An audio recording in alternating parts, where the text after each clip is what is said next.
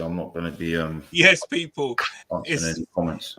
It's Tuesday. It's the Army TV. The day after the dead, or should we say the deadest deadline day. Let's go. Let's discuss. Therapy session required.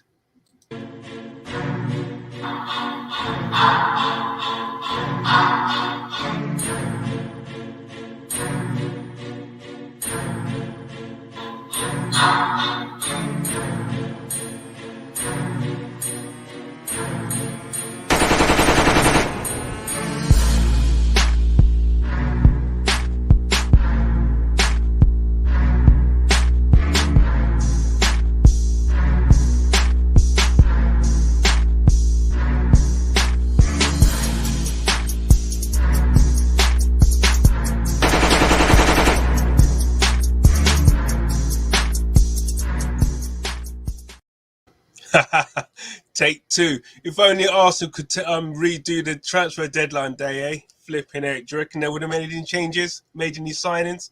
But look, guys, apologies for the technical issues there.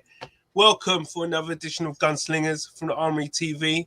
I have the men themselves. Listen, and I'm so happy to have these two on there today for the panel because this is going to be a great discussion. Gumza, Guna, how you doing, bro? What's happening? I'm here, brother. I'm here. I'm ready. Yeah. Underwhelmed, but anything changed in terms of how you're feeling? Have you kind of time to reflect and say, do you know what? Is what it is. We move on. Yeah, I think it's for me. It's definitely it's one of them ones we're going to see at the end of the season, and if it goes wrong, they only have themselves to blame. Yeah. If they maintain what they've done from the start of this season and we manage to sneak in a 4. To be fair, do you know what? Actually, let's just counteract that. Well, I think whatever they do, if we end up 5th, which at the start of the season would have been a real positive for us, it's going to be, well, what if we had signed players? I just think they're never going to come out smelling of roses of this one unless they get 4th. So they've put a lot of pressure on themselves now. Well, Arteta and Edu have anyway. But I'm sure we're going to get into this in a lot more detail. 100%, 100%. Gunner King, bro, what's happening, man? You amongst a few others in the crew were of the notion of surely they can't be that silly, like they wouldn't possibly go a whole January transfer window knowing that we've got rid of all these players and not sign anyone. I know you're very vocal on that, and you know what? I think everybody in their right mind agrees with you or agreed with you. How are you feeling after the day that was? Pretty gutted. Just feels like the stuffing's been knocked out of you, man. I think like there was a lot of building positivity around like sort of the way the project had been taking shape from the summer. Yep. And I just think, we like definitely were, we are still in a position in the table where we probably didn't expect to be. Mm-hmm. And, we expected the board to in turn kind of look at that and see that as an opportunity to kind of press that advantage home. And we haven't taken that, so that just feels... It's like a punch in the gut, isn't it? That proverbial punch in the gut. Because you don't want to just forego, like, I mean, like for the sake of the players involved, like not so much the owner or Edu or even Arteta, like the sake of the 6 players we bought in, you don't just want to just ignore the impact that they have. But I do fear for them a bit, towards the back end of the season, there's going to be so much pressure riding on every game now that they haven't brought on themselves. And, any slip up, whenever we lose or draw or drop points, it's going to be the first thing that's referenced. And I don't think they need that level of pressure, like we lost Aubameyang again. Well, I mean, we lost Aubameyang, yesterday. So that's another senior player that we've lost in an already young squad. And it just to me seems like a lot of pressure to put on their shoulders, man. And that's 100%. Yeah, Nigel, how you doing, man? How you doing? I know you're very well. This life I can't kill myself. I can't kill myself. Oh, I can't kill myself. Oh. This life I can't kill myself. Oh, hey. I can't come and kill myself. Oh, I can't. Nobody's lot, bro. I just can't. It's long. It's long. And I told you guys at the start of January what was going to happen here. I tried to prepare you guys for the big blow, but I told you this movie has happened many, many times. And to be honest, the only thing I'm a bit, the word unambitious comes into mind for the sheer fact that I was talking about this on my stream just an hour ago. For the sheer fact that the amount of layout we put for the summer was massive in my eyes. And I was like, okay, the Cronkies are back there, man. Do you get what I'm saying? They backed him with transfers. I thought, cool. I didn't see us doing a lot in January. I thought maybe we pick maybe a loan or two if possible. But when the Auba thing happens, if you're going to sanction him getting ushered out of the squad, ushered out of the team, you got to only do that knowing you're going to have a replacement. That's a plan A, plan B, plan C. If not, you say, do you know what, Arteta, discipline the guy, but let him get back, integrate him back in the team, because no matter what you tell me, he's a better option off the bench than Eddie Nketiah. Big facts. Do you get Definitely what I'm saying? a more expensive choice. Of course, but he's definitely going to... I'm more confident Auba can get 8 to 10 goals before the end of this season in these 17 games than Nketiah could. So I'm a bit surprised that they didn't do something, but I'm not surprised as well because of this has kind of been Arsenal for the last how many years, isn't it? Like getting the fan base really, really excited and hype and then not pulling the trigger when we should. Yeah. Like we did it before. There was a season where the Kim Kallstrom season where we should have probably signed a striker. We did it again when we signed El Neni instead of signing a striker and someone and filling in some other gaps. When we only signed Petr Cech and then we came second in the league and lack of goals let us down in that season. Exactly. That's and Gunnar, don't you think the annoying thing about when we have these transfer droughts, it's always at the point where if we just add this and this, we can go to that next level. That's the annoying part. And the thing is the repeated, it's almost like we play it out as if it's like an unavoidable fallacy, like something that is like an inescapable fate, of like the way that we are set up as a football club, when really it's not. No one was asked, look, like I'm with Hakeem still, we're watching, sort of, some United stuff today, and Housen was speaking, and I feel it's very similar. No one was expecting them to go out and get an 80, 90 million pound signing. Like we're not asking for no world beater. We know that, relative to the pool that we used to have, that we don't have the same pool, like anything in the ilk of what we have been signing, Tomiyasu cost 20 million. Tavares cost 60, barely that, 15, 16 million. Look, you can see the impact they're having. And even though they're all a bit rough around the edges, I could have lived with that. I could have lived with something like that, so long as you can see, sort of where the potential is, and you can see a ceiling there that's there for the player to hit, then you're all right with that, But to not even do that, I think for me, it's definitely worrying. I think the injury perspective as well. I think we've got 3 recognized centre backs. They've just increased the ruling for COVID. So the game against Liverpool would have gone ahead because there would have only been 1 case. You now need 4 positive cases to have a game postponed. And yes, whilst the winter months are waning and the impact of COVID might not be so hard felt as it has been in recent months, it's still a concern. It's still out there. All it takes is COVID to rip through a couple of players, but not quite 4. And we're going. We're in trouble. We're in trouble. Listen, guys, I love. I know. Look, I know. It's a tricky, man. As you say, it's like a punch to the gut in a minute. So what I'm going to do is first, before we really get into it, and I think we're trying to be upbeat, but it's hard at this point. It's the day, it's the day after. But look, let me get through some of the comments. Let's see what our viewers are, how they're feeling first and foremost. Silver Fox, take two. Technical difficult. Sorry, it happens. It's live. DWTT, like Kenneth, like Arsenal's income in your first video, laughing out loud. Does Arsenal deserve more than 50 seconds of your time? It's true. Good point. And again, hello, Canada's Gumza King and Mr. Fox. How are we all doing anyway? I hope you're well, DWTT. Listen, just for you, Niger. Hey, DWTT. I don't know why Silver's trying it in the comments. It's his fault that I'm late, by the way. Just know that. It's his fault. And Miss Melina, it's so good to kind of see you back again. I hope you've been well. Hope everything's going well. Is Canada, is it? I think from and what's the weather like? It must be snowing right there. Crazy now. Normally around this time it is. Anyway, I hope you're keeping safe and everything. And I hope you're well. Yeah. DWTT, Arsenal tease us. 6-player summer window. It's true.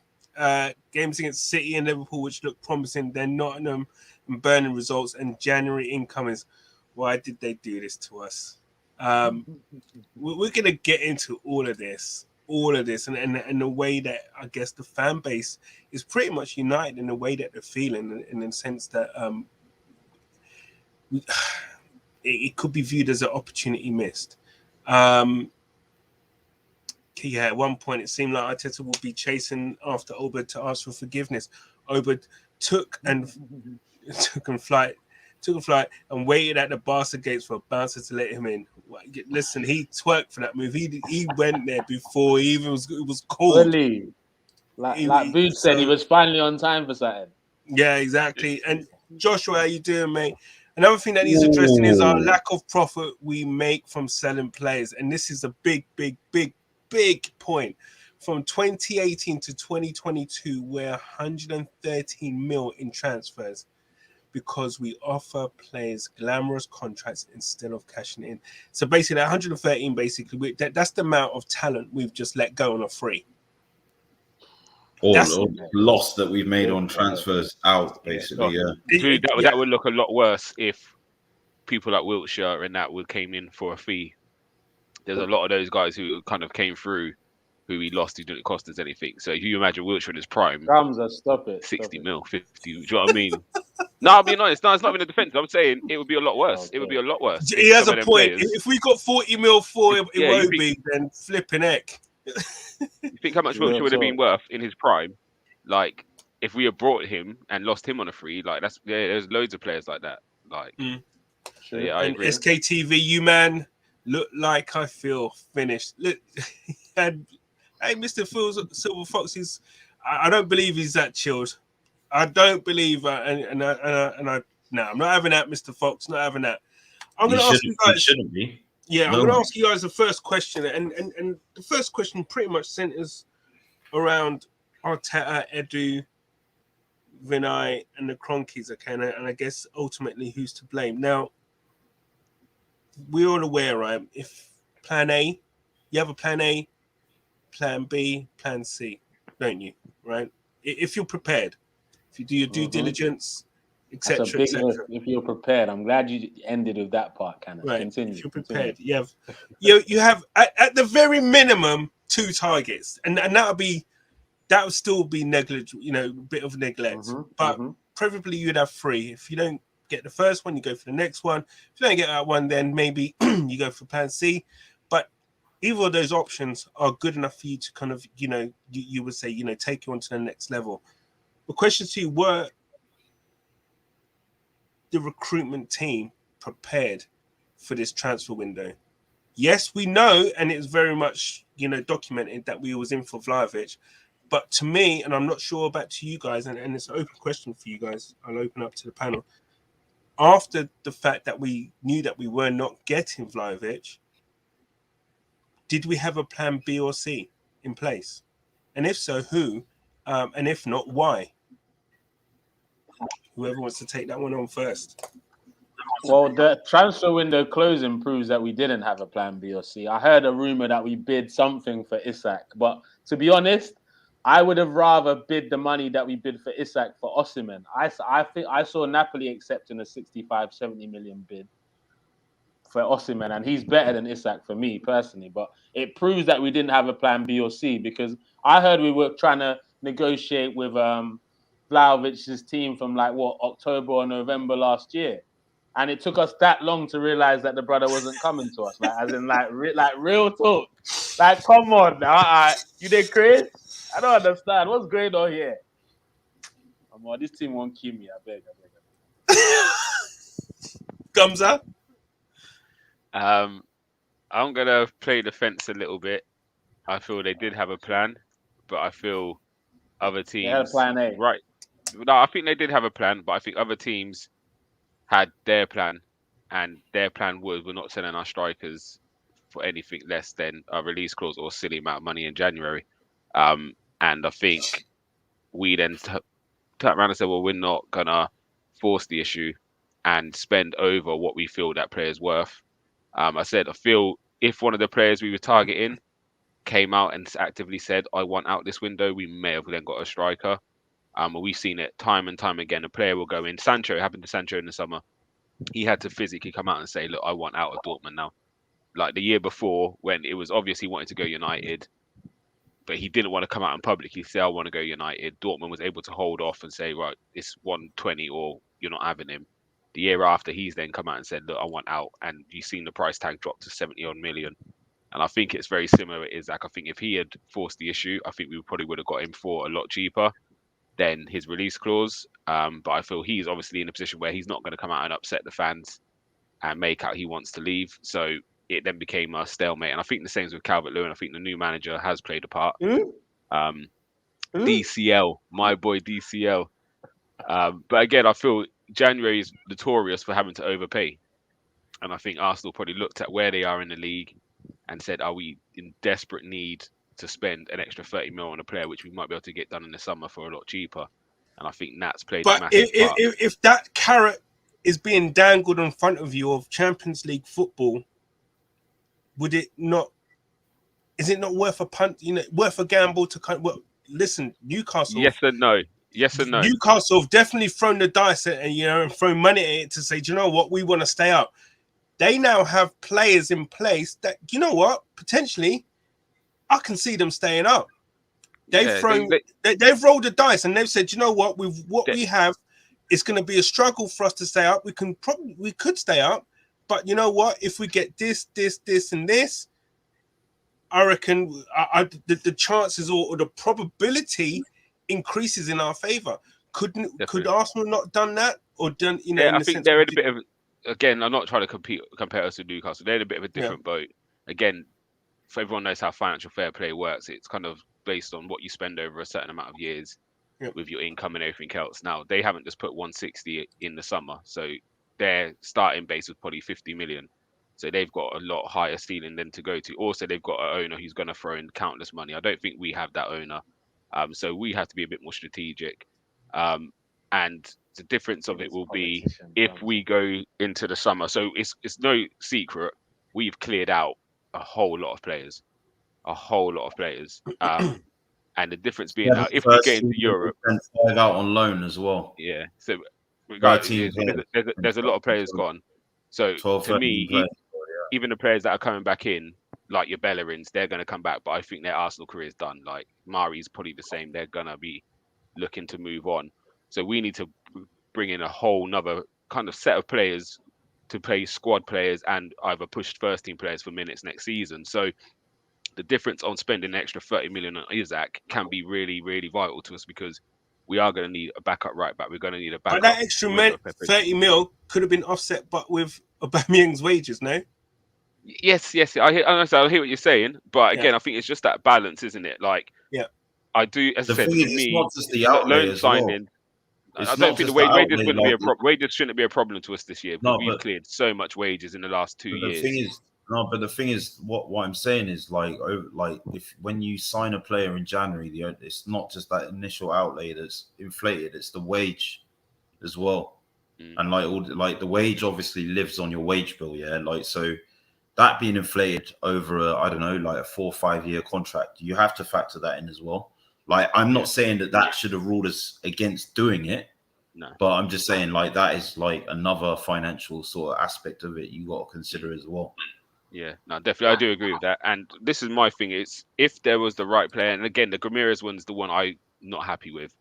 Like it was a player we's actively trying to get. So the fact, and we kind of came out. Not again, Arsenal haven't said it, but the reports was Arsenal said Ramirez is a difficult deal to get done in January, which kind of said, all right, we'll take Melo on loan, and we'll go and visit Ramirez or Tillemans or someone like that in the summer. The fact he's now become available and we didn't go for him, that's the frustrating one for me. However, again, you don't know what the conversations are in the background, and this is where we as fans we see it black and white. Yeah. Whereas we might have gone to the agent and said, right, actually, we want to come in for him, and then they're saying, well, Newcastle have said they're happily got to 55 mil. So Leon will probably know something like that and say, well, if Arsenal only bid in 40, we're just rejecting that. It doesn't matter if Kamara wants to go there. Newcastle offers 55, and that's what we're going to stick it with. So it's again, it's a bit like the Buendia situation. We never knew what Aston Villa would have been happy to pay for Buendia, whereas we might have said we're sticking at 30, and Aston Villa would have said to the agents, look, we'll go to 45 for him to get that over the line. So Arsenal then will pull back. But again, you hope you just hope. I'd say I just got to hope in the summer some of these things will be addressed. There is a lot of players on a free transfer as well. So again, it's that frustration. If we don't get top 4, can we now go and get a Frank Kessie? Do you know what I mean? It's that fine line where if you got it right, you could then draw the players on a free. Kessie's going in. But again, you never know what's going to happen. But I feel there's going to be a lot of toing and throwing. He's already negotiating an agreement with Inter at the moment. I mean, if I'm being serious, Gums, I think you're being rather and Barcelona as well. Circumspect. I don't know. I think you've been rather kind of like kind. No, I hear what you're saying. Like, it was that case of me out. That's all he's doing right now. No. I'm out. Just so you know. I've played Football Manager a long time, and there'll be years where I Football Manager. I go crazy, life, man. No, but I go crazy at the start of the window, and I bring in all this stuff, and then next thing I know, come to the end window, there's players I want, and I'm like, sugar, I ain't got no budget for these lot now. Like, and I've ended up with a 3-star player for the same price I could have got a 4.5-star player. Like, and it's that balance. And again, I think this is where it looks for me. The summer is probably what they're looking at. I think Vlahovic was a deal where if we can get that done, we go all out and get that done, because in the summer you got no chance of getting him. Like, you already know his. And if you look what Juventus paid, they're probably kicking themselves, because they know if Arsenal didn't go in for him, they would have got him in the summer for 30-40 mil, and they've now had to pay 75 mil for him. So it's that. Do you know what I mean? And that kind of shows you how that January window works, because Fiorentina actively said, right, if we get rid of him now, we're going to make another 25-30 mil. So Arsenal now thought we got to jump the gun. If he shoots them into the Champions League, or like it was worth it, bro. Yeah. They were like all fifth and sixth before the window started. If he shoots them into the Champions League, then it was worth that extra 20 mil. They'll make it back. Yeah, but again, Juve in the same position as Arsenal. This is what I'm saying. The stress of we're going to need about 7 players in summer. And again, if you can get some of them done on a free and then bring in real quality, I'm more for it. But at the same time, all the frees are done now, and all the frees that will take us a lot. Apart from Mbappe and Haaland, who we not realistically going to get. Kessie's on a free. Kessie's there's still quite a lot. I'm pretty sure he's not coming to the Premiership. Yeah, I don't know. I don't want to speculate, but I'm ready to tackle what Gomza was saying. If you guys give me the win, please no. Go ahead. So I agree to everything Gomza's saying, but as soon as we make the decision to get rid of our talisman, who started the season as our captain. Just a question on that, but before you get into it, was that planned? Do you think that was planned? Look, once we fell out of Arteta, that was it. Had to be. The board clearly backed him. They didn't say anything against what Arteta. They backed him. Then how can they not have a striker in? Thank you. I'm sorry. That's why what Gums is saying is flawed to me. The fact if can I just say very quickly on the talisman subject here? What did we expect, man? It's enough. Like, he's done. Look. I'm gonna have the Guendouzi energy, bruv. Like, look, he's done. But it's not like this has happened like out of nothing. Like there had to be consequences for for Aubameyang's I- actions. No, I You get can't you. stick that on No, Arteta. but look, man. Gunnar, I'm not I trying to get speak you. on it, but- I get you that you're right that it's not on Arteta, but the fact, like, that's why I said up and coming into January, if the Aubameyang thing doesn't happen, or he just gets benched and gets stripped of his captain's armband, and he can play himself back in the team, that's different. They made a decision which wasn't the same at the start of the season, whereas this guy is no longer involved. He can't get back into the side, nothing. So if you're gonna make that big decision before halfway through the season, you've got to replace him with something, or B, keep him and give him a chance to get back in the side. You don't do neither. You literally, like, how can you do neither and say that's okay? I know it was unexpected, but the fact that the board is backed Arteta to say, do you know what, we're with you on this. So you get what I'm saying? Do you know what? Like, To date, everyone that Arteta's fallen out with or ostracized hasn't come back to bite him in the butt or blown up in his face. This might be the one to do that. Do you know, it's one of them difficult. I'd agree with what you're saying 100%. Like, I don't think his punishment, what his actions justified the punishment he got. I'll be real, but I think again it's a bigger play. As I said before, if he was on 100,000 a week, we wouldn't have seen this action being taken by Arteta. I think the wages of 250. But it was his contract negotiations that gave that to him. Yeah, no, but who would have ever thought his drop off would have been so major since he signed the contract? Like, it's even with that drop off, is he worse an option than Eddie and Nketiah? Nah, that's again. This is the balance of we as fans and them as whatever they are in their positions. Of is he justifying 300,000? Let's say 300,000. I think with bonus he goes to 350, but his base is 250. If you say 300,000 middle, is he justifying that? Yes, he's better than Eddie. Yes, I feel I would have took a Morata or someone on loan. But somebody. I just don't think them players are available, and I think also, like, what I didn't want, and enjoy. This is what I was saying with the Arsenal fans. The start of the window, so just say the start of January. If man would have said we're signing Raul de Thomas, we would have been like, nah, man, blah. We'd have been losing it. If people said Morata, we would have been losing it. Come the end of the window, man is saying, let's take Morata. And I'm saying, I'm sitting there thinking, I'll take Morata. I'm thinking, wait, hold on a minute. Like, I was never on that. Don't get me wrong. But it got to the point where we needed a body. Yeah, he's better than Nketiah. I think this is the issue. More than Eddie, bro. And there's many of them about. The thing is, look, you know what? On the striker front, though, I think not enough is being said about the fact that Martinelli can also play as a striker. So we've got 3 recognized strikers.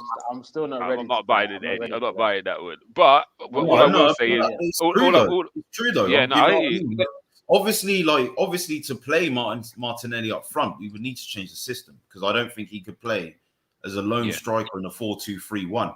However, on the left, and we do have a competent striker. It is his natural position. I'm not like discrediting the fact that we should have brought in another striker regardless, but like we keep going straight to Nketiah as if Martinelli wouldn't blatantly start over Nketiah because he would. I don't think he would. Not Arteta, boy. There's no way. Again, do you know what? The only reason, if you all know my stance with the striker, I just feel we had Aubameyang who, on his day, do you know what I mean, was one of the best in the Prem for a few years. Like, his goal record in a struggling Arsenal team was ridiculous. And he's struggling big time in Arsenal. So Martinelli going out there, we're just going to get onto him. And Nketiah's getting a lot of stick because our system shit. Lacazette only is involved in games because he comes deep and gets on the ball and gets involved. If he was to sit on the edge of the centre-back, he ain't getting no service either. So it's very much is bigger than whichever striker we put in there. This is the reason why I'm saying let's put someone big up there, because at least if we put a half decent ball in, he might be able to create something. So this is why I'm saying Martinelli up front. I think he would just get swallowed in the system. I hear what you're saying, Gunnar, because he could just go up there as a body, but this is Auba was just a body up there, and Auba's one of the best strikers we've seen in a long time in the Premiership. So again, this is why my thing was the centre midfield is the most important. I said if Auba came into this Arsenal team when we had the Wiltshires, the Ramseys, Ozil flying, Coquelin, then man, Auba would have been scoring goals galore, but he's come into this Granit Xhaka Arsenal team. Yeah, he did. I think it was an accident. Him at the base used to release Ramsey and Wiltshire. Them guys are so important. He might not be in the creative. Let me get through some of these comments. On Monday, It's good. It's good to. Hamza's wild tonight, man. I don't know. Yeah, He's on a man. wild one. On Monday, Wait, Jim will for the Man United Coquelin's agenda. low-key Listen, underrated, you know, the work that he did in that midfield. Him and Song, mate. Trust me, mate. yeah, It's not like he wasn't yeah, the best at it, but yeah. obviously, like he really allowed Ramsey and Wilshere to get forward, man. I would tell you what Yeah. happened to Coquelin. After we Ramsey's go through his first comments, 20, I'll bro. explain the Coquelin thing. All right, let me get through some of these comments that have come in from the viewers. Yes, Samondi, how you doing, mate? I hope you're well. Too much of a risk. Nothing is guaranteed regarding top 4. Duzan was the target. Didn't come through, so you wait till the summer. That's coming from a Man United, man. I mean, we all know why, though. It's the same thing for them, and you know, like Exactly. we're in the same boat. SKTV. Like, we're in like identical boats, man. Exactly. SKTV is obviously referring to Gumza. I think, hey, you lot, but you're being too nice. Arsenal let the team and the fans down. That seems to be the sentiment of a lot of fans at the moment. Mr. I agree with Silver this comment from Tony. I don't think Isak was a real target. Ultimately, it was Vlahovic. We missed out. Then Dominic Calvert-Lewin. But with Everton getting a new manager was never going to happen. I believe David will be our summer target. I mean, yeah, I guess with Lampard coming in, he must have straight off the bat said, we're not getting rid of. I don't care. Whatever bid comes in, DCL stays. DWTT, nothing's guaranteed, but Arsenal needed to increase their odds. This is what I'm saying. Level of players targeted without top 4 and top 6 will drop and prolong a return to a competitive team. And that's the thing. And also as well, I think, you know, I'll move on to the other comments, but I think with this kind of mindset, it sets a precedent, and it's also then that transmits to players who you're trying to attract to say, do you know what, this club actually mean business. They want to get back to, you know, where they were. Can I just intervene there just quickly? I think we need to speak about that a bit more because like that. Yeah, let me just excellent. Like the thing is, look, if you draw on that as well, the fact that this is something that we've been known for throughout our history, and we're trying to show that we are trying to shake those kind of tags and behaviors, then we haven't gone the right way about it. So when it comes to the summer, you know, like when we are trying to attract players, how duly noted is that going to be? You know, like this is why like we really needed to show like in successive windows that we could immediately try and something is building. There is something going on. That for a change in January, we are willing to go to that length to take the plunge. You know, like it could have just been one midfielder, it could have just been one striker, and then someone else on loan, and then it's just been like, you know what? I would have even taken 2 players on loan. Yeah, I'd have taken 2 players on loan. You know, that way we're not committed. You know, I think I think that is definitely something that we really need to consider, though. Like, it can't keep happening because it will make it harder to attract players to come to us, even when we're in a semi-decent position. Like, say we get top 4, players might remember that and think that's going to be the barrier from going from top 4 to winning a league title or something else. So they're going to do it again, you know? So it's disappointing, man. Yeah, I do. I said I'm not trying to be like all optimistic and whatever else. I totally hear what you're saying. Like I said, loan signing to me would have made sense.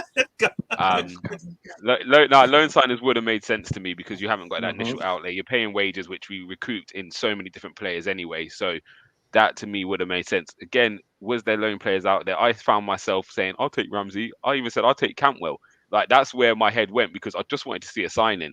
Whereas I think what we've done previously, and we haven't done it often. I remember that the 1 year where we actually was proactive and brought a player before the window even opened. We brought Granit Xhaka. That was agreed, sealed before the end of the season. And then that same year, N'Golo Kante became available and we had spunked our 35 on Granit Xhaka. And it's just those little things where I'm saying, actually, let's just take time. Because again, we know our budget is not everlasting like some other teams. We're not going to buy a Timo Werner. You know what, though, Gumza? The Granit, I understand the Granit Xhaka thing, what you're saying. However, I remember we were scouting Xhaka for ages. Good. Bought him. Yeah. So I don't ever think. No, we never went into it. We never went into it thinking. But the thing is, though, we actually went in for Kante, but he chose to go to Chelsea. No, we didn't put a bid in. We Nah, We we did. didn't, bro. We did. No, we did. were the We first did. ones. Remember, And we went Leicester You and asked they said it's Wenger's 35. already on record to say No, that Wenger, you this have is to ask Kante why he went to Chelsea instead of Arsenal. Okay, well, I know he said he should have I'd have signed. to see that interview, bro. The last I heard Wenger talk about Kante, I'll get it. you Yeah, got to better, find that. bro, But 'cause I'm gonna- I I'm saw going to find that. I'm going I to saw the find that. question the other day. Wenger answered the other day, and he said he had. I was told about Kante before he went to Leicester, and he didn't go for him then. But from what I remember, that season we inquired about Kante, we got told a fee, and then we never went back. And then Chelsea jumped in straight ahead of us and took him. But again, you might be correct. We might have had talks with him, and he might have just chose Chelsea. I've got to see the My receipts. assumption, my thing is that he went to Chelsea for more of that. Yeah, but again, we're not. But again, so just saying now Xhaka's wages are available, then you never know. We might have got Kante because we've now got Xhaka. We're now probably thinking, well, we're not going to go over the odds with Kante because we've got Xhaka. If we're in a more desperate situation, and again, let's not get it twisted. When Xhaka came in, I was probably like everybody thinking, this is the guy we need. You hear great stories about him, blah blah blah. But we've seen how that's worked out. And again, it's just that element of they know their targets. I feel. To be honest, I've got to give Edu a bit of leniency because he got it right in the summer. We all sat here at the start of the window, giving Edu a 4 and a 5. Not happy with this person. Who's going to spy? Why we brought a backup keeper for 20-something mil? Tomiyasu's not even a right back. Why we spunk 50 mil on Ben White and they got Varane for 40 something? Like we all sat through that, and we've gone halfway through a season, and we've actually said, actually, he's got a lot of them decisions correct, and we can see the plan. All right, let's spin it this way. Let's spin it this way. We've gone through half the season, and our recruitment and our profile of players seems to be working. Hey, let's do the same thing in January for the areas that we need, brother. If we got our business, imagine if we did this. We had a proper plan, A, B, and C, before the window started. Quickly find out what's going on. To be honest, I believe they knew what was going on with Vlahovic before they came out and he went to Juve. They were just trying to gas up the fans for the first part. No. It's my opinion. It's my opinion, bro. I'll let you come in after, but that's what I think because there was no signs in any of those negotiations that made me believe that Vlahovic was coming to Arsenal. Personally. So, but if we got our business done a week after the City game, players are coming, bro. We wait till after we got spanked by Liverpool. We got knocked out by Nottingham Forest. We drew against Burnley, and we're trying to beg people saying, this project is serious, you know. Yeah. Bro, get your business done early. And then after the City game, everyone's coming to us. The thing is, though, what really, truthfully and honestly, though, what a lot of clubs like struggled. If I had seen like 9-10 clubs that had done business in the first week or the second week, I'd have been like, all right, yeah, what's going on here? You know, like there was a lot of things that made doing business like that notoriously difficult. You know, I think so. Yeah, look, obviously I always want us to do business early. I've always said, I always go back to like when Liverpool, like they had similar problems. They were amazing going forward, but they were unserious at the back. And in a week before the January transfer window opened, that they got Van Dijk opened, they announced it. You know, like that is the key thing. I can't remember the last time that. Well, actually, I couldn't until I came on this stream and Gums will remind me that it was Xhaka. That's the last time I remember us doing a signing like that. You know, like just to kind of get everyone on board. Everyone knows what's going on. You know, like just kind of get the fans' pressure off of the back, like because it transmits into the games as well. You know, like when we're going into these difficult games, all the players know that the fans are like crying out for sign-ins, and then, like as I said, like people overlook the importance of pressure on players. You know, and I think that puts pressure on. You know, and you know, I hear what you're saying, King. I really want stuff done early as well. You know, like. Yeah. I agree with what you're saying, 100%. 100. Let me rattle through some of these comments here. I know I've had this one here for a while from a Monday, and I'm not sure whether it's tongue in cheek, or you know, he's like a father talking to his little boy. I don't know if he's being, you know, you're gonna have to let us know, Monday. I can't believe the negative reaction from many fans. Arteta is a coach. Allow him to continue to demonstrate this with players on board with his vision. You have done great so far. That sounds like a dad talking to his little boy. You've done great so far, meaning you shouldn't really be there, but you know what, you're doing great, and just hold your corner. Right back at you, buddy. Exactly. No, all love on Monday. All love, all love. And Mr. Silver Fox, I actually agree with him Monday. No, Mr. Fox, man, I don't know what you've been smoking, man. You've been on something in that betting shop. I know you've been smoking something. DWTT, Arsenal need a better summer window than the last one. Starters, striker, and a CDM, holding midfielder, and lots of depth. I spoke about this without earlier, Chambers and Maitland-Niles. Can they do it again? I spoke about this earlier, so I'm going to go through the team here. I think Leno should go. We've got that new keeper coming in now. I think looking at right back, PR guys. Huh? Well, we got a couple PR signings in Americans. Do you know what he is? Inamoto and Miyachi and them guys, it's all over again. Inamoto and Miyachi all over again, bro. We got a keeper right there, so Gunner ain't biting. Yes, tell him, Gunner, don't bite with this guy. So Leno, Leno, he can go. Cedric at right back. I think we need to get rid of him. Holding, he can go. That's it. Now you triggered Silver Fox. I think in midfield, El Neni can go, and he might be going on. His contract might be expiring. Big Afcon El Neni, don't disrespect.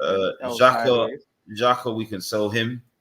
Pepe, if he's not performing, I think it's time to call it a day on him now. I think I'll put Pepe up top. You know, maybe. That's something I thought about. You guys are going to be shocked about what I'm going to say next. But also, Lacazette's going to go. Nketiah is going to go. So it's a big window, man.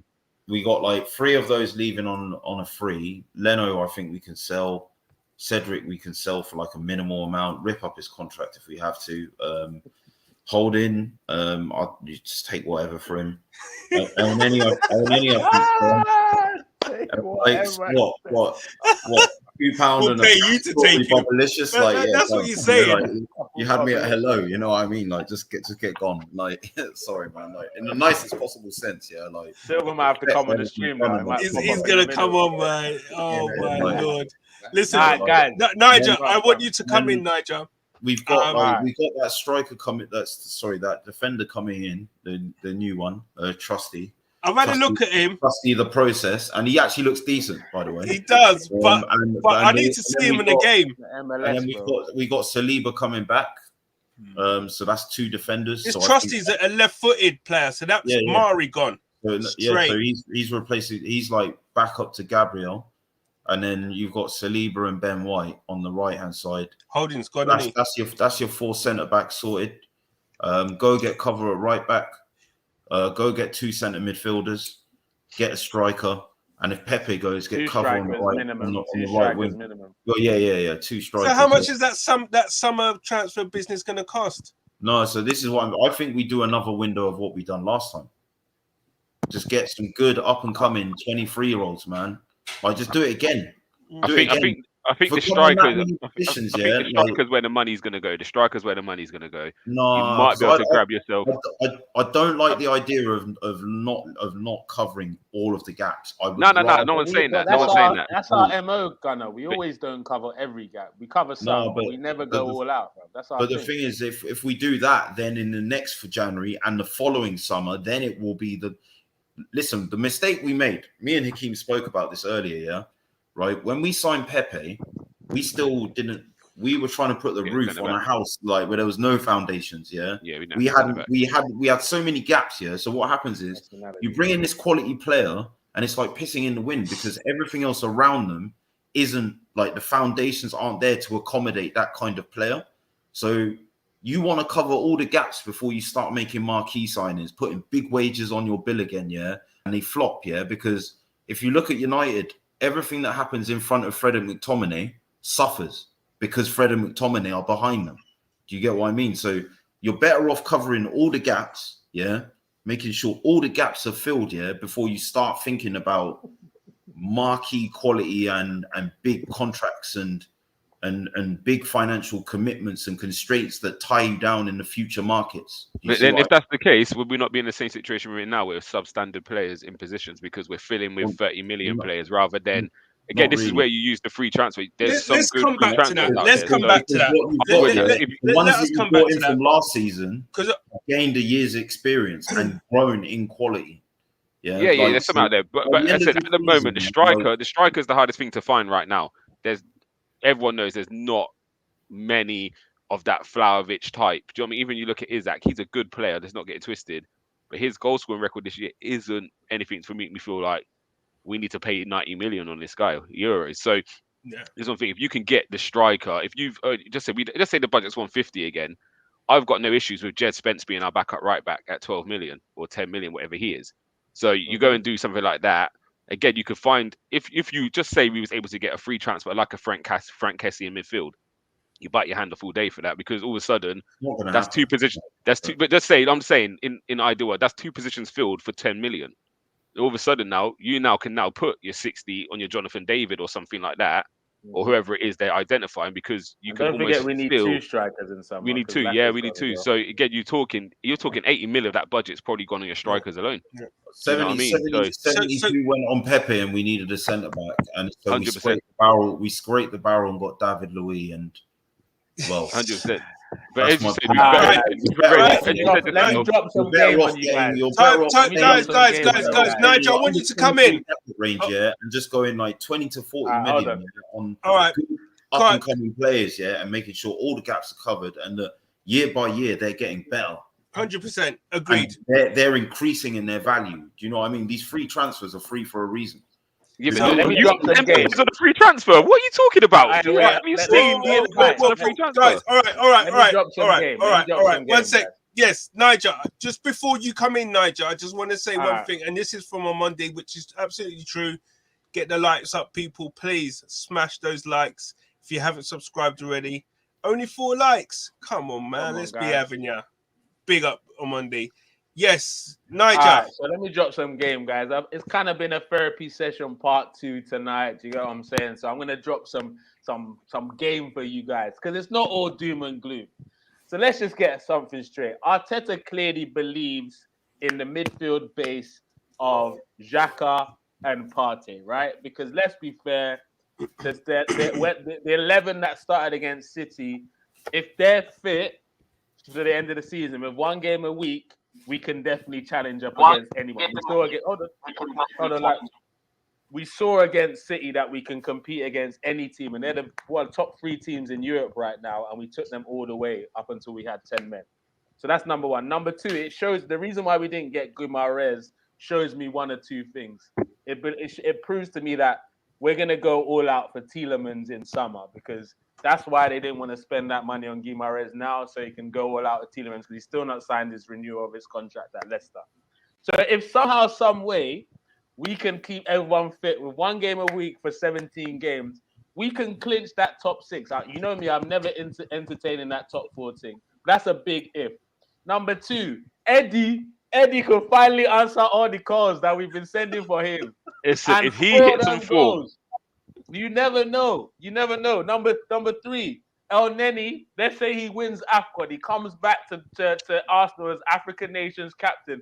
His chest is gonna be out there, big, and he's had a couple of man-of-the-match performances over here, so he could be able to do a job to the end of the season. You never know. And also, the player that I've been killing, destroying, beating left, right, and center for how many months? Nicolas Pepe. Let's say he carries the form from Ivory Coast into Arsenal, and we try something that he did try at Lille prior to being moved to the right. He was naturally brought to Lille as a striker. So who knows? He might come in the false 9 and do a madness as well. Who knows, guys? So I could see that he could be more of a benefit than what Lacazette's doing because I think he's better on the ball than Lacazette, personally. And he has the ability to do something unexpected in the final third. Hopefully, he makes the right decision. And the last thing I'm going to say is every every man talking about Newcastle, the business they're doing, Aston Villa, look at the business they're doing. Omar, they are not competing for the same positions as us. So I don't give a damn what them teams are doing. I'm looking at the teams like United. They just lost Greenwood and Van der Beek. They're not stronger than they were at the start of the window. Van der Beek never played. Yeah, but he was still part of the squad. He was an option, right? And the other guy was but they haven't got stronger in this window, have they? Number two, Wolves, who were playing in the weekend, they've lost Traore and they didn't bring anyone of significance in, so they're not stronger than they were. West Ham as well didn't do business to make them stronger. You could argue Spurs have signed a squad player and a player in Kulusevski with great potential, but we don't know if we're going to hit the ground running. Listen, with Tottenham signings, I don't see that they've strengthened at all. And I tell you why. Bentancur, right, is coming for Ndombele, who's gone, right? So I don't think Bentancur is better than Ndombele. And then you got Kulusevski. He plays on the right. He's a player with potential. Don't get me wrong. He's what they need. He plays on the right. He plays on the right. And who's on the right? You've got Mora, Son, or whoever. Play on the right. He plays in the centre. No, he's talking about Kulusevski. Oh, right. Kulusevski, right. Sorry, yeah, my bad. Yeah. Yeah, now, so he's a baller, I don't think he's going to be a starter. Straight away. Probably. But guys, I'm going to rattle through some of these comments that have come in. I hear what you're saying, Nigel. I really do. And the thing is, your points. Yeah. But listen, this is the reality of where we are. And your statement going through a game every 7-8 days with that first team, we're 2 COVID cases, a suspension and an injury away from our team being decimated. I never said I believed in what I was saying. I was just saying the fact, when you were talking, I thought you were playing a clip of me. I'm thinking, hold on, this guy sounds a bit too positive. Like, what's going on? I don't believe anything you just heard me say. I don't believe those things are going to happen. But you never know. Football is a crazy game. It's a funny old game, isn't it? Hey, who said that once? And you know what? The thing is, I wouldn't even be surprised, to be honest with you. Like, I would. A week is a long time in football as well. A week is a long time in football. You know what? In the next 34 Jack days, and Eddie gave Arteta sweet rice. That's the only explanation behind them getting starts, boy. Jeez. Sorry, Gunnar, what were you saying? I said in the next 2 days, in the next 2 games are spread over 34 days. And you know what, to be fair, even with COVID rules, it looks like it's going to change soon, where if you got COVID, you don't even have to isolate. That might come into play in the next month or so.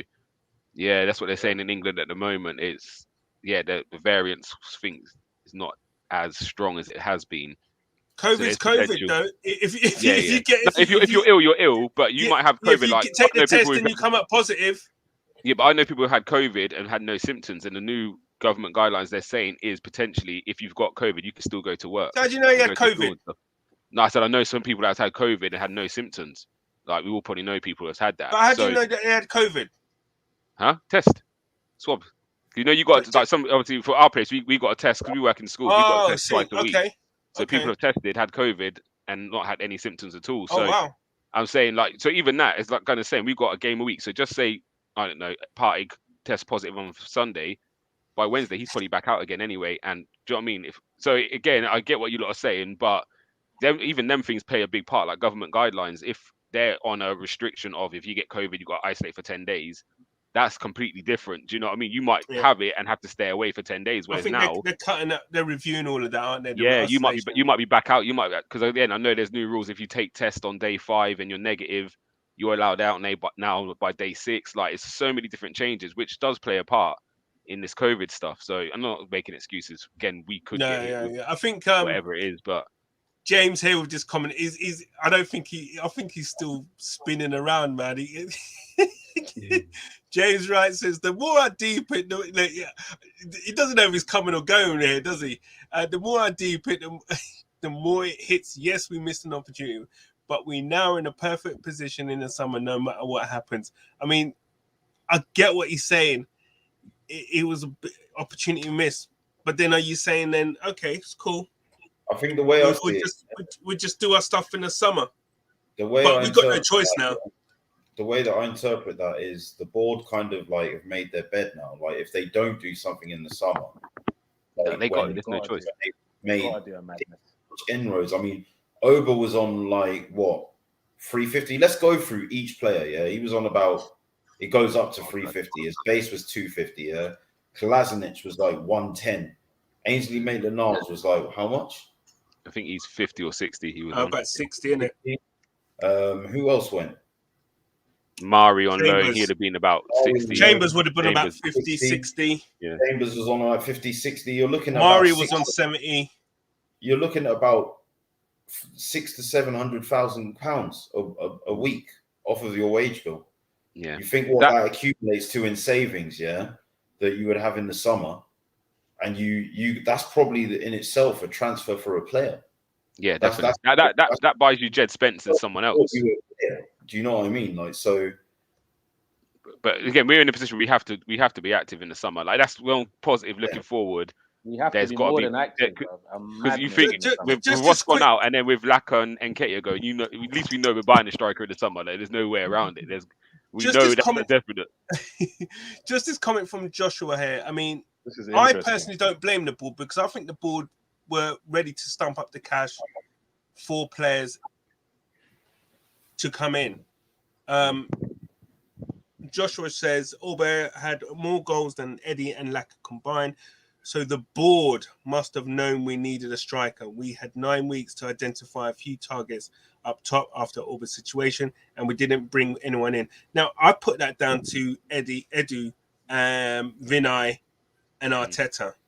Yeah, 100%. I don't look at the board at all. I put that down to who put those three inexperienced people. I was gonna come to that to point to say, look, you could then go back to the Cronkies and say that's their fault for putting those Muppets in charge. Yeah, see what? Yeah, forget the Cronkies thing, bro, because they're not going anywhere, bro. Forget about the Cronkies. Uproot it, man. No, that's the root. The Cronkies aren't doing anything. So all these protests and talking about getting them out there, it's not worth it, bro. How do you know that meeting the other day weren't Cronky saying to Arteta, "Yo, why haven't you brought nobody yet? I've given you 75 mil there. Like, it's there sitting there. Why haven't you brought no one?" And he might be turning around saying, "Actually, we don't need what we're trying to get. Isn't available." I was applying the room for the meeting. Let me tell you what happened. Yeah. So basically, that was Trusty. He was personally scouting Trusty. He said, "I got this player for you." He's like, "You know what, Mikel, Vlahovic ain't coming, so we're not releasing no funds in it. He was the guy. So you promised us you get him. We don't want anyone else. But what we're gonna do to bust you, we're gonna give you a contract offer before the end of the season. So we're gonna bring you a big injection of cash in the summer. Do what you can between now and then. But boy, we're backing you anyway, bro. We believe in you. I reckon it was more that than anything." Just quickly on January, like not much teams did much. Let's be real. But if you look at what was done, a lot of it was overpriced, especially coming out of England. So you look at the Chris Wood, you look at the Dele Alli. Like when I heard Dele Alli could go up to 40 million, I'm saying to myself, what's going on here? Like, How? I think this is what plays a big part in it. It's teams were saying we're not, because if I've got players and I know it's hard to buy in this window, why am I selling? Like, you've got to come and prize him out from me. So Dele Alli's not even playing for Tottenham, and they managed to grab almost 40 mil for him because, again, Everton were desperate. They couldn't do any loan signings because they've already signed 2 Premiership loan players. So they had to do it as a transfer. So Tottenham held them almost to ransom and said, "This is what," again, I know it's done on. I got something for you. But yeah, so I know it's on an installment, and and like if they hit certain targets, I get that. But at the same time, I feel this window was inflated massively, and I think that's obviously played a big part. So yeah, but it is what it is, I suppose. Yeah, sorry, man. SKTV got me with that comment, but sorry. I got something for you, SK. I got the Guinness malt. The Guinness malt, yeah. You get that iron in you. You get that iron, rude boy. SK, go and get yourself. Oh, damn. Oh my gosh. Wow, guys, we're gonna wrap this up, man. As I said, the guys on some, I think it was Bood said on the comments, there's more therapy, and it's good to talk. It's because the thing is, I think the more you talk, the more you try and make sense of it, or what happened yesterday, or what happened the whole last 4 weeks of January. It was filled with hope. I think we all started January thinking, yeah, this is going to be a great window. We're going to get this. We're going to do a madness. Come on. I don't care, Nigel. I know for a fact you were skinning teeth and you was waiting for us to buy certain players or whatever. Don't involve me. I never jumped on the bandwagon, bro. But you lot are acting like we didn't sign players. We got 2 Yanks and we got Wilshire being ready to be announced for the Wolves. To be fair, do you know the American market's an emerging market right now, and it's not me just gassing it. I'm coming to London tomorrow. I'll refer back to this. No, but you lot speak of joking. Again, it's when you. I trust you guys all right. The American market's an emerging market at the moment, and it's the same as if you live in same UK, as Canada. go and hunt down Gumza. Please. SK, I'll send you my Addy. Come and find me. But it's the same as Canada. Like, if you had said 5 years ago, players from Canada would be ripping it up, you'd be like, you're talking rubbish. And all of a sudden now, Alphonso Davies, Jonathan David, we're hunting Jonathan David. Like, these markets are emerging. America always had a different kind of fitness regime to a lot of other countries. And football nowadays is about high energy. And they've got a lot of English coaches over there coaching in America. So all of a sudden, you're going to start seeing more and more American players are going to have a better technical skill. And they've naturally got fitness levels which English players can't compete with. Again, we've played American teams, beating a team 3-1 within 40 minutes. And next thing I know, they've hammered us 7-3 because we ain't got the fitness levels. Their fitness levels are ridiculous. Talking to coaches, they do PE every day. The college education system out there now, and how that is developing football players is dramatically improving in America. Like, you're going to see eventually it's only a matter of time because it's got the biggest global economy, man. Like, the investment that's going into soccer as it's gaining viewership out there is growing. Like, so it's only a matter of time. And that's not me saying the 2 players we're going to get are going to be any good. That's not me saying that. Let me bust you on what the Americans and the Canadians. I think we can't. Go ahead, sorry. What the Americans and the Canadians have been doing. If you go and look at the names of their players, you'll see Alvarez, who got like some Mexican names, African name. They've come into the African market. I see one guy score against USA yesterday. He's from Nigeria. His mum celebrated in Nigeria, bruv. They've got smart with it. What your passport says is we're taking advantage of it. That's it, bro. It's not nothing to do with their leagues getting better or nothing. They're just better at recruiting. The scouting network. It's a scouting network. Get me a Tyler Adams and a Pulisic, and I'm good, bro. But no. Just a quick one here from Anthony Herbert. How you doing, Anthony? If you're first timer, it's good to have you on. Arsenal fan here. We had a rubbish window, and I think Anthony probably kind of, you would say, is the demographic really of Arsenal supporters right now, and in the way that we're feeling. Arsenal fan here. We had a rubbish window. Looks like we're finishing 8th again, and spent 150M to do this. If this happens, Arteta's job should be on the line. If you ask me, I mean, if we don't make Europe, it's got to be. Here's the thing. Wait 1 second. Before I ask the question, do you not think the timing of the announcement of the possibility of Arteta's new contract extension was poorly timed? Yeah. But by the same token, with this comment here, and it can happen. We can. We may not make Europe. And if we do, and right now they're talking about giving him a contract extension, come on, man.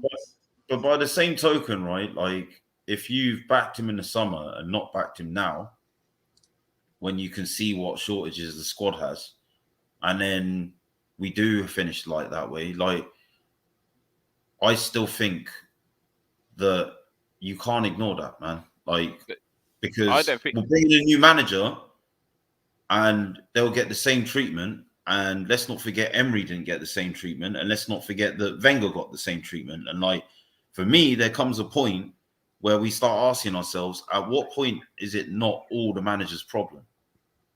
Like for me, this not acting in January is a big part of how we finish the season. Yeah. It's gonna. I don't think that's the board. I generally think that's Arteta and Edu just didn't pull the trigger on players. I don't think. Again, I hear what you're saying. They employed them, but there's no speculation to say they had no money or no funds available or anything like that to go and get players. I generally feel that's them two saying whatever they could find wasn't what they wanted or they weren't paying over the odds. So I do think the board have backed Arteta. And again, this comes down to when we were struggling, we didn't make Champions League. It was Wenger's fault. We got the players. Wenger's not good enough no more. He's got to go. Emery come in, same thing. We just missed out. Okay, it's Emery's not good enough. He's got to go. And for the first time, I think we've actually agreed that it wasn't Emery, it wasn't Wenger, it wasn't Arteta. It was a lot of these players weren't good enough, and we've actively now got a lot of those players out of the club. So yeah, I think the board have seen sense. It wasn't a manager problem. It was a player problem. And I think Tottenham are going to go through something similar where it wasn't Pochettino's fault. It wasn't Mourinho's fault. It wasn't Lucas Moura's dad's fault. Like Conte's coming, he's having the same problems them guys had. So you're going to see an overhaul, and I think that's where we're at with it. And Candace, can I keep going for a second? You can. So just on the topic of what we was talking about earlier about free transfers, obviously Daddy Wenger predicted it years ago. He said we're going to see a lot more players run down contracts now. And he said this about 7-8 years ago. He said it, when he was going through a lot of the problems with Ozil, Alexis, before that, like the Van Pees and that.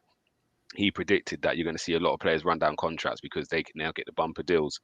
Now, I know what Gunnar King was saying. I'm not saying we're going to sign any of these players or we're going to look at these players. But some of the names on the free transfer at the end of this season are Brazovic from Inter, Dries Mertens, obviously Lloris we're not going to look at, Axel Witsel, Nicolas Sewell from Bayern Munich, Perisic is on a free, obviously Lacazette's going, Kessy's on a free. Nicolas Sewell's on a free. Yeah. How old is he now? Not that old, about 27, 28, something like that. Whoa, yeah, Frank Kessie, snapped him up, man.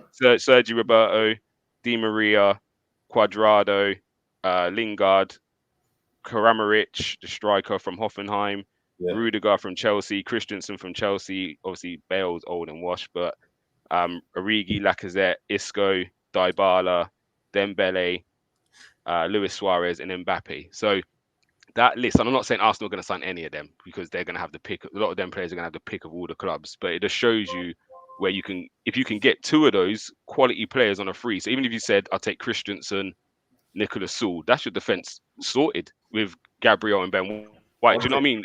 So again, this is what I'm saying. You could probably outlay more on a striker if you can go and grab yourself some quality from there. So that market looks a lot different than it used to look, and players are going to wait to the end of the season to see who's securing top 4 football, who's in the Champions League before I then make a decision where I go. And I'm going to put my age is going to be very high. So it's, wait, who's that said Guendouzi scored? My guy. But yeah, so again, the market's going to be different, but I do think we're going to go heavy for the striker, and there's some bargains out there to be had as well. So I'm looking forward to the summer window. That's all I know, because this window was very, very uninspiring. I'll be real. Very, very uninspiring indeed. And guys, and that's where I think we're gonna cut it. We could go on, but I think we're gonna have to just stop the therapy session there. It's hard work. Hey, yo, there you go. My guy. I would actually love. If there's anyone always I want Arteta to come out the team, is this because if we kept Guendouzi, I wouldn't even mind if Arteta got sacked. That's my love for Guendouzi, but mate, misguided. Listen, no, all I'm going to say is that, guys, I think there's a lot of questions going to be asked. The pressure now is cranked up considerably since yesterday. The pressure notch comes down to, as soon as, if and when we lose a game and we miss easy chances or we don't create chances, the questions will come out about the players we should have signed or could have signed that would have, created X amount of chances for us or put chances away. Arteta's put a crazy amount of pressure on himself. in the sense that not getting a player in. I don't know. Is it a case of him cutting his nose to spite his face? Fair enough. May not have the the player that you initially want for, but we're light on bodies now. Getting rid of all these players, surely their plan, whatever it was, could not have been to get rid of all these players and just not get anyone in, or just get Vlahovic in. Arthur Melo, I'm not sure what happened there with all of that. The pressure on the board is going to be cranked up. How could you imagine if it does go all tits up? I could actually imagine someone like Josh Kroenke or Stan coming out and saying, "Look, there was money available." Yeah. You know what I mean? Just quickly, just play devil's advocate. Do you think the Felipe Melo deal kind of went wrong Arthur on Melo. Arthur Melo went wrong on the Bentancur and the Ramsey deal, because it looked like he was the one that was going to come out and they would have had their cover in the other two. And once it became knowledge, the thing Bentancur what I was leaving. hearing initially, there was a lot of like speculation is that no, Juventus aren't letting them go because they haven't got they're trying to get a player in, a midfielder in, so they're not letting him go. And then it came out. The biggest issue was the biggest issue was we wouldn't take him for 18 months rather than 6. But I don't understand that, because for me that would make sense to take him for 18 months. I know, yes, it would have been, his wages would have been ring fence. I know that, but I feel that it would have been a case for us that we would have had a player who is now dedicated to us for a certain amount, a longer time. Especially with knowing that El Nene is going to go. That then's perfect. Then he automatically just takes El Nene's position for a year, and if he's good, you then sign him. If he's not good, you then send him back. Exactly, and so to me, there's a little bit of like, what is actually going on? Is that true? I mean, for me, I would have said, we take him for 18 months. But even the talk, it was sounded like we was then going to take the 18-month, and then it was just like, you really don't want to deal with us. And I feel it was it because we know Bentancur is going to go for money. We know. Well, Ramsey's probably now, because again, there would have been talks, we wouldn't known about it, but the range is still happening. So they're probably thinking we don't need to force him because two midfielders are gone. He now becomes our third or fourth choice midfielder. Yeah, so it's almost like, actually, we don't need to release him now because we've got this off the wage bill. We've now got the money. The Mafia money came in to get Vlahovic.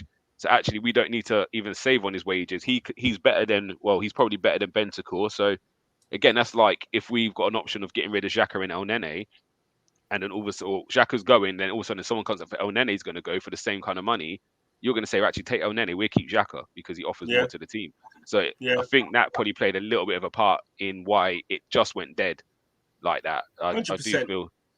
But one thing for sure, as Karen says, they have plenty of time now to prepare for the summer. Yeah, well, it's going to be deadline day. We're going to be rushing around again. Karen, why? Guys, I want to thank you, Gunner King, as ever. Gums, man, you was on site today, boy. I'm here. You was wild today. Yeah, sponsor me, innit? I'm here, bruv. I'm repping. Guinness Malt. Niger, as ever. Listen, man. Listen, guys. A great stream. Great to have you on. People in the comments, viewers, absolutely fantastic. Love the comments coming in. Please smash the likes. If you haven't already subscribed, please subscribe. And guys, listen, we're Arsenal, man. We'll bounce back. Amen. It gets harder, though. I'll tell you that for now. Guys, bless. It's been all love. We out. Peace.